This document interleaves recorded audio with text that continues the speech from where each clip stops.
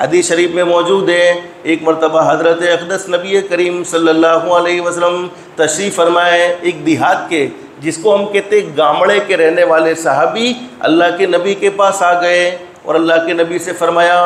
انی لا اصوم الا الشہر، اللہ کے نبی میں صرف رمضان کے روزے رکھتا ہوں، رمضان کے علاوہ کوئی نفلی روزے نہیں رکھتا ہوں، نہ محرم الحرام میں روزے رکھتا ہوں، نہ ذی الحجہ کے مہینے میں روزے رکھتا ہوں، نہ شعبان کے مہینے میں روزے رکھتا ہوں، کسی بھی مہینے میں کوئی نفلی روزہ نہیں رکھتا ہوں، صرف رمضان المبارک کے مہینے کے روزے رکھتا ہوں۔ انی لا اصوم الا الشہر ولا اصلی الا الخمس،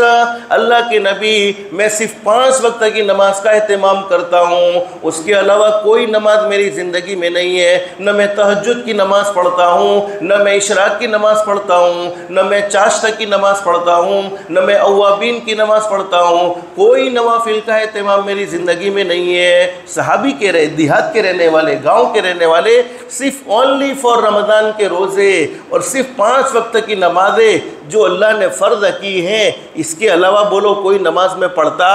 نہیں ہوں۔ اور آگے صحابی نے کیا کہہ دیا، اللہ کے نبی میرے پاس مال تو ہے نہیں، بہت سی مرتبہ آدمی نیک اعمال تو کرتا ہے لیکن مال کی مشغولی کی وجہ سے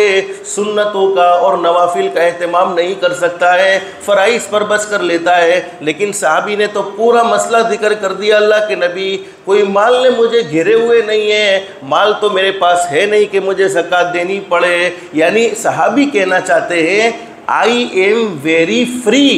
میں بیزی نہیں ہوں، میں بالکل فری ہوں، مجھے اور کوئی مشغلہ ہے نہیں، اس کے باوجود صرف میں رمضان کے روزے رکھتا ہوں، اس کے باوجود صرف میں 5 وقت کی نماز پڑھتا ہوں، مال تو ہے ہی نہیں کہ زکوٰۃ ادا کرنے کا اہتمام ہو سکے۔ اللہ کے نبی حضرت محمد رسول اللہ صلی اللہ علیہ وسلم بتلا دیجئے اگر اسی حالت میں میری موت آ گئی تو کیا میں جنت میں جا سکوں گا یا نہیں جا سکوں گا؟ ہمارے نبی حضرت محمد رسول اللہ صلی اللہ علیہ وسلم نے فرمایا اللہ کے بندے تمہاری زندگی میں 5 وقت کی نماز کا اہتمام ہے، رمضان کے روزے تم رکھتے ہو، اللہ تمہیں ضرور جنت میں داخل فرمائے گا۔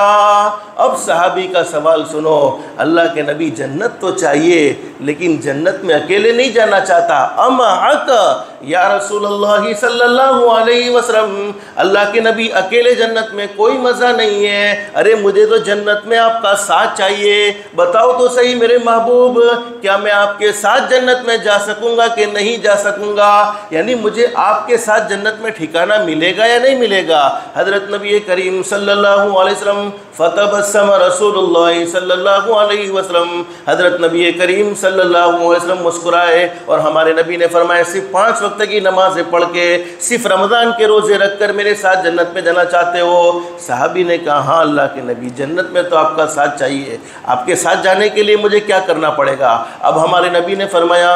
ان حفظت عینیک من اثنین ولسانک من اثنین